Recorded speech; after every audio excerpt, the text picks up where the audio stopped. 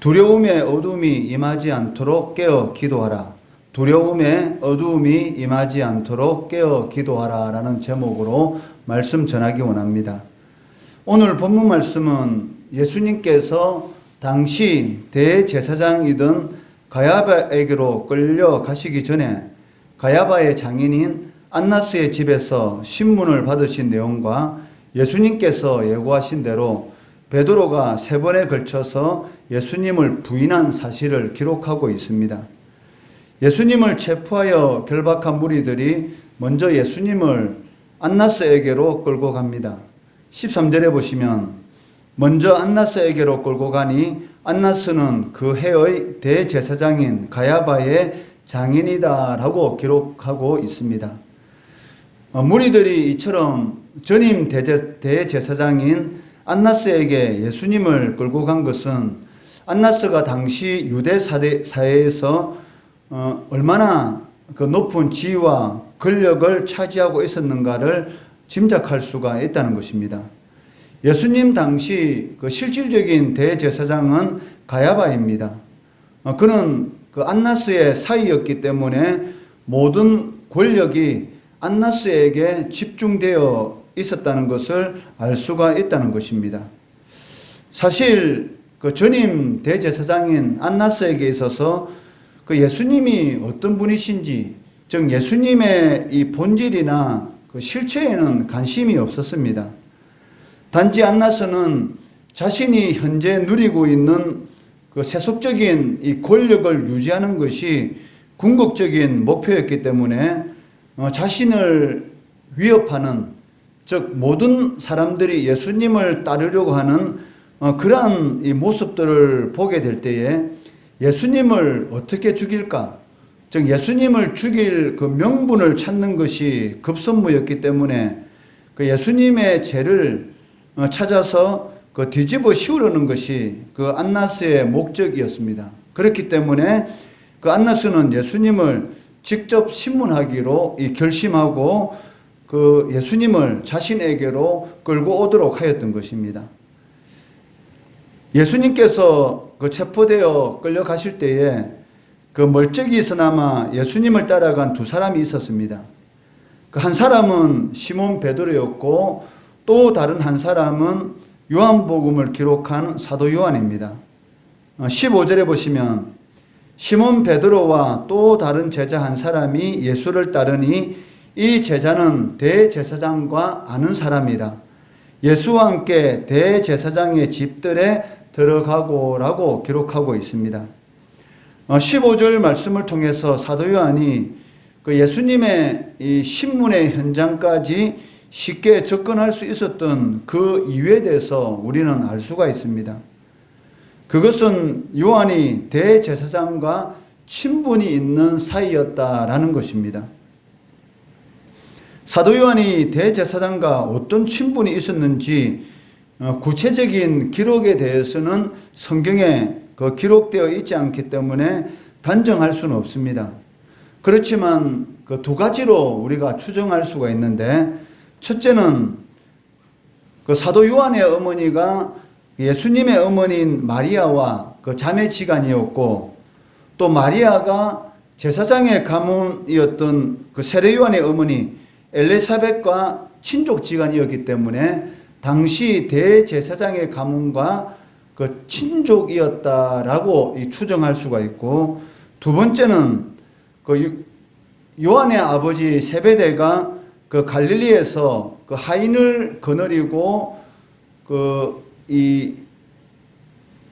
생선을 공급하는 그런 이런 어부의 일을 하고 있었기 때문에 그 예루살렘 상권을 그 장악하고 있던 대제사장의 가문과 친분이 있었을 것이다라고 이렇게 추정할 수가 있다는 것이죠. 아무튼 사도 요한은 대제사장의 가문과 어떤 이 관계가 있었기 때문에 쉽게 예수님이 신문을 받는 그러한 현장까지 접근할 수가 있었습니다. 15절 말씀에 시몬 베드로와 또 다른 제자 한 사람이 예수를 따르니라고 기록하고 있습니다. 예수를 따르니라는 이 말은 예수님을 계속해서 뒤쫓아갔다라는 그러한 의미를 지니고 있습니다. 사실 이러한 행동은 그 위험성이 있는 그러한 이 행동이었습니다. 왜냐하면 잘못하면 예수님과 똑같이 그 죄수의 몸이 될 수 있다는 것입니다. 그 이러한 두 제자의 행동은 누가 뭐라고 하더라도 용기 있는 그런 행동이었고, 예수님을 진심으로 사랑하지 않는다면 할 수 없는 그런 행동이다라고 생각할 수가 있다는 것이죠. 다른 제자들은 예수님이 잡혀갈 때 다 그 자리에서 도망쳤지만, 그래도 베드로와 사도 요한은 예수님이 잡혀가는 그 모습을 보면서 계속해서 뒤쫓아갔다라는 것은 예수님을 깊이 사랑하지 않고서는 그러한 행동을 할 수가 없다는 것이죠. 우리는 베드로의 예수님을 3번 부인한 그러한 실패한 모습만 이렇게 보고 있는데, 그 예수님에 대한 이 베드로의 사랑, 그리고 예수님을 위해서는 그 무엇이든지 하겠다라는 그런 용기는 높이 살 수가 있다는 것입니다. 이러한 용기를 가지고 예수님의 뒤를 쫓았던 베드로도 나이 어린 한 여자 종의 말에 두려워서 예수님을 모른다고 부인하게 됩니다. 17절에 보시면 문지키는 요정이 베드로에게 말하되 너도 이 사람의 제자 중 하나가 아니냐니 그가 말하되 나는 아니라 라고 베드로가 첫 번째 부인을 하고 있습니다. 17절 말씀에 이 사람의 제자라고 말을 하고 있는데, 여기 이 사람이라는 이 말은 이 녀석, 이 자라는 이 부정적 그런 뉘앙스를 풍기는 단어입니다. 즉 자신의 스승인 예수님에 대해서 이 녀석이라는, 즉 이 자라는 그러한 부정적인 뉘앙스를 가지고 있는 이런 단어를 가지고 말을 하고 있는데도, 즉 자신의 스승에 대해서 경멸하면서 부르는 그 어린 종의 이 말에 이 분노하는 것이 당연한데도 불구하고 오히려 예수님을 부인했다는 것은 이 당시 이 베드로의 그 불안한 그 심리 상태를 우리가 볼 수가 있다는 것이죠. 예수님께서 체포되는 그 시점이 유월절 하루 전날이었기 때문에 오늘날 이 달력, 즉 태양력으로 하면 3월에서 4월달 그 사이입니다. 예루살렘이 해발 760m 정도 이 높은 고지에 있었기 때문에 아마 이 새벽 공기는 아주 차가웠을 것입니다. 그렇기 때문에 이 재판이 진행되는 동안 그 대제사장의 뜰에 있던 종과 아래 사람들이 숯불을 피워서 추위를 달래고 있었습니다. 거기에 베드로도 함께 서서 불을 쬐고 있었다라고 기록하고 있습니다. 18절 말씀해 보시면 그때가 추운 고로 종과 아래 사람들이 불을 피우고 서서 쬐니 베드로도 함께 서서 쬐더라라고 기록하고 있습니다. 숯불의 이미지가 어떻습니까? 이 불이라는 이미지는 이 따뜻함, 그런 이미지를 풍기고 있습니다. 그렇지만 18절에서 이 숯불의 이미지는 어둠을 밝히는 그런 조명의 이미지, 즉 어두운 것을 밝게 드러낸다라는 그런 조명의 이미지를 사용하고 있다는 것이죠. 이 18절의 말씀을 통해서 우리가 알 수가 있는 것은 이 밤의 어둠의 이미지를 밝히는 그런 숯불의 이미지와 그 숯불 옆에서 불을 쬐고 있으면서도 불구하고 진실을 감추고 거짓을 말하는 그런 베드로의 이 모습을 대조하고 있다는 것이죠. 이 숯불 하면 또 떠오르는 이 베드로와 연관된 모습이 있지 않습니까? 부활하신 예수님이 갈릴리 바다에서 고기를 잡고 있던 그러한 제자들을 위해서 해변가에서 숯불을 피워놓고 고기를 구우고 그 제자들을 기다리고 있는, 그리고 거기에서 네가 나를 사랑하느냐라고 3번이나 질문하시면서 이 부인에 대한 그런 죄책감을 가지고 있는 그 베드로의 마음을 다시 회복시켜 주시는 이 어두운 그 마음에 붙들려 있는 그 베드로의 마음을 예수님의 이 숯불로 인해서 다시 이 밝은 빛으로 회복시켜 주시는 그러한 그 부분과 연결되어 있다는 것이죠. 두려움으로 인해서 베드로의 마음에 생긴 그 어둠이 참빛이신 예수님을 부인하게 한 것이죠. 그러니까 어둠이라는 두려움이 우리의 마음 가운데 이렇게 들어오게 되면 예수님을 부인하는, 자신이 신자이면서도 불구하고 이 신자라는 것을 숨기게 되는 그러한 일들이 일어나는 것을 심심치 않게 볼 수가 있다는 것입니다. 이 코로나 사태로 인해서 이 기독교에 대한 부정적인 그러한 이미지가 많은 사람들에게 이 뇌리에 새겨짐으로 인해서 자신의 신앙이 어떤 신앙인지를 볼 수 있는 그러한 기회가 되는 것을 우리가 경험하게 됩니다. 자신도 모르는 사이에 이 온라인 예배를 드림으로 인해서 그것이 이 몸에 이 자연스럽게 배기게 되고 편안함을 추구함으로 인해서 이 교회에 나와서 대면 예배를 드릴 수 있는데도 불구하고 어느 순간인가 교회 나가기가 싫어지고 그냥 편안함을 추구하는 그러한 그 자리에 눌러 앉는 그러한 모습도 우리가 심심치 않게 볼 수가 있습니다. 그러니까 지금까지 가지고 있었던 그런 신앙이 어느 정도의 신앙이었는가를 심심치 않게 우리가 깨닫게 되는 그런 일들이 나타나고 있는데, 오늘 본문에 나오는 이 베드로의 모습도 그러한 모습을 우리들에게 보여주고 있다는 것이죠.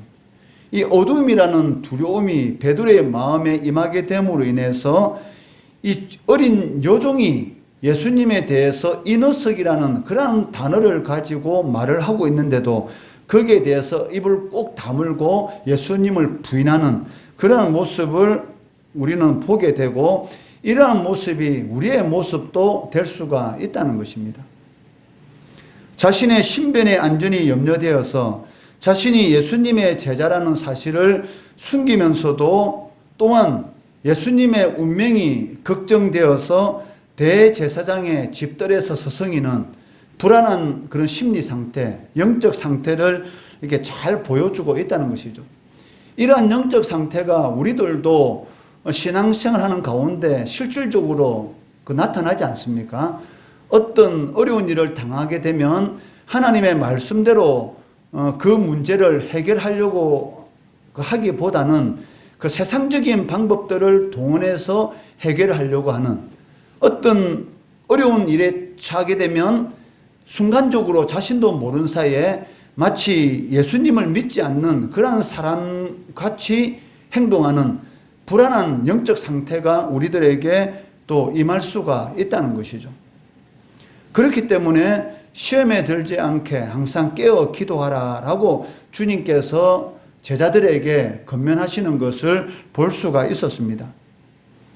예수님께서는 베드로가 자신을 3번 부인할 것을 이미 아시고, 또 베드로의 이 불안한 영적 상태로 인해서 베드로의 신변에 위험이 생길 것을 미리 아시고, 예수님께서는 베드로가 붙잡히지 않도록 미리 어떠한 조치를 취했습니다.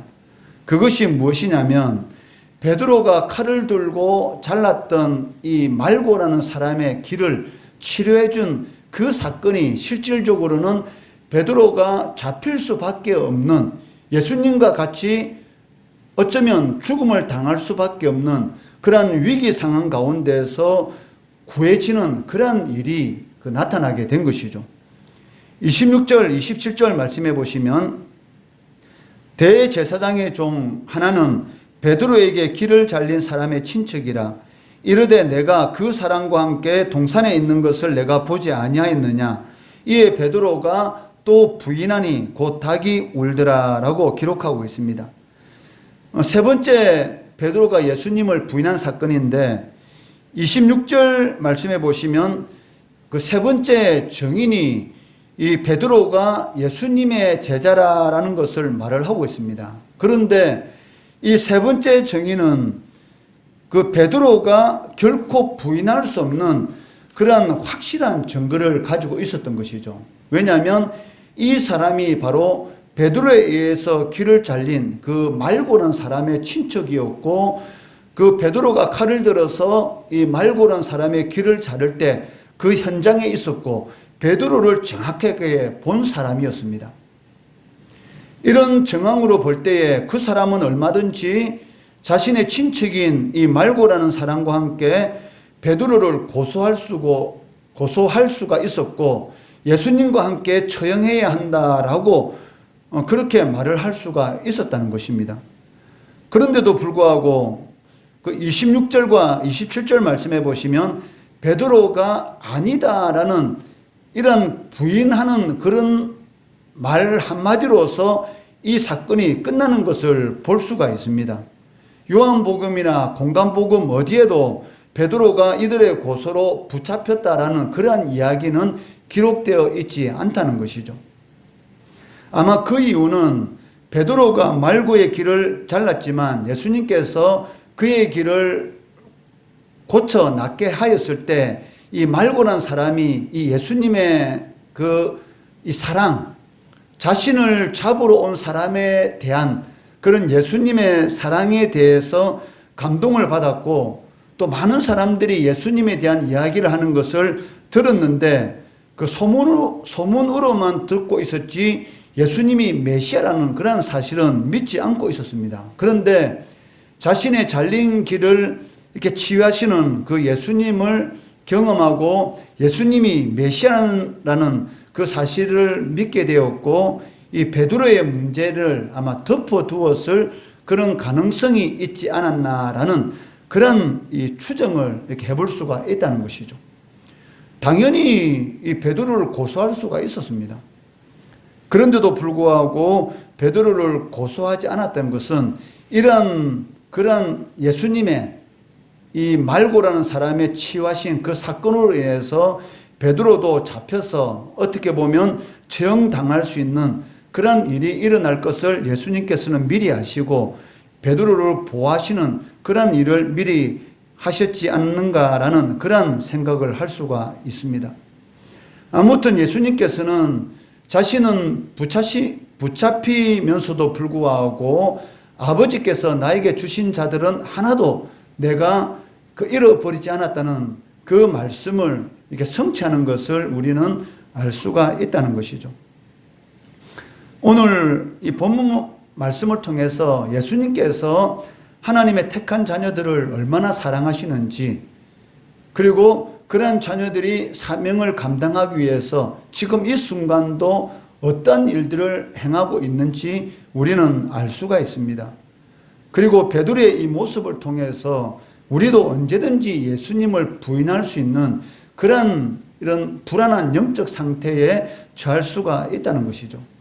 그렇기 때문에 항상 깨어서 기도하라라는 그 예수님의 말씀을 붙들고 기도할 수 있는 그런 신앙의 그런 길을 걸어가야 한다는 것입니다.